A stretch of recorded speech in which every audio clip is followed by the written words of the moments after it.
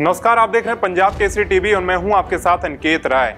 उपचुनाव को लेकर सभी पार्टियां अपना कमर कस ली हैं। उपचुनाव को लेकर बैठकों का दौर जारी है। पूरे देश में होने वाले 48 सीटों पर उपचुनाव को लेकर दिल्ली में बीजेपी के आलाकमान ने बैठक की है। इस बैठक में यूपी में होने वाले उपचुनाव पर खास तौर पर चर्चा हुई। चर्चा होना भी लाजमी है। भले ही बीजेपी ने हरियाणा में अपनी दम पर पूर्ण बहुमत की सरकार बना ली हो, लेकिन बीजेपी ने लोकसभा चुनाव में यूपी में खराब प्रदर्शन से बीजेपी आलाकमान जरूर परेशान होगी, क्योंकि लोकसभा चुनाव में इंडिया गठबंधन की पार्टी ने सपा ने 37 सीटें जीतकर बीजेपी के चारों खाने चित्त कर दी थीं।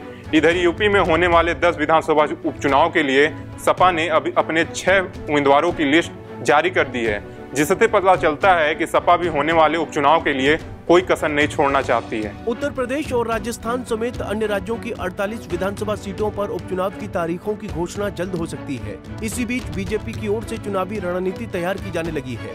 इसी सिलसिले में रविवार शाम को पार्टी अध्यक्ष जेपी नड्डा के आवास पर बैठक हुई। इस बैठक में उम्मीदवारों की सूची पर चर्चा की गई।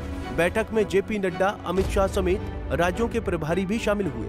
बैठक में सबसे पहले यूपी के उपचुनाव को लेकर चर्चा हुई। इस चर्चा में यूपी के मुख्यमंत्री योगी आदित्यनाथ, उप मुख्यमंत्री ब्रजेश पाठक, केशव प्रसाद मौर्य और यूपी बीजेपी अध्यक्ष भूपेंद्र चौधरी भी शामिल हुए। ये बैठक करीब 1.5 घंटे से अधिक देर तक चली। इस बैठक में उपचुनाव के लिए प्रदेश से आए उम्मीदवारों के पैनल के नामों पर चर्चा हुई। 10 सीटों में से 8 सीटों पर बीजेपी के ही प्रत्याशी उतारने पर चर्चा हुई है, जिसमें से लगभग आधा दर्जन सीटों पर भाजपा नए चेहरे उतार सकती है। साथ ही बैठक में उत्तर प्रदेश के मुख्यमंत्री के साथ यूपी में बीजेपी के सहयोगी दलों को आरएलडी और निषाद पार्टी को एक-एक सीट देने पर विचार किया गया है। बीजेपी यूपी में अपने सहयोगियों को भी सीट दे सकती है। आरएलडी और निषाद पार्टी के अध्यक्षों में बीजेपी अध्यक्ष भूपेंद्र चौधरी से उपचुनाव पर बात की।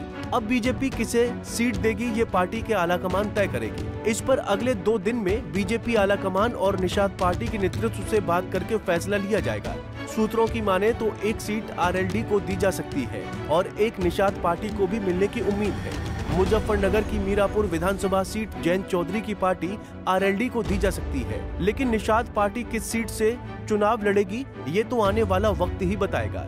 वैसे तो निषाद पार्टी मझवा और कटेहरी सीट पर चुनाव लड़ना चाहती है, मगर बीजेपी का मानना है कि इस साल हुए लोकसभा चुनाव में मझवा से विधायक विनोद बिंद ने बीजेपी के टिकट पर सांसद बने। ऐसे में मझवा सीट पर बीजेपी का दावा बनता है।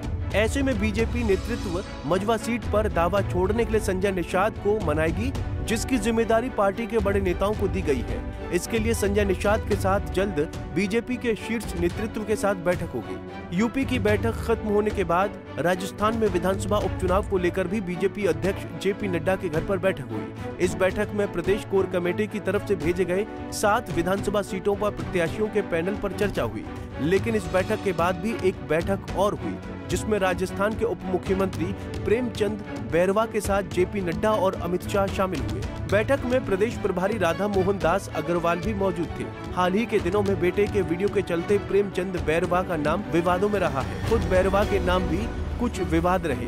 सूत्रों की माने तो भाजपा के वरिष्ठ नेताओं के साथ बैठक के कई मायने निकाले जा रहे हैं। अभी इस बैठक में होने वाले उपचुनाव में प्रत्याशियों के नाम पर मोहर नहीं लगी है। अब ये आने वाला वक्त बताएगा कि उपचुनाव में किस उम्मीदवार को पार्टी आलाकमान चुनाव लड़ने का मौका देती है।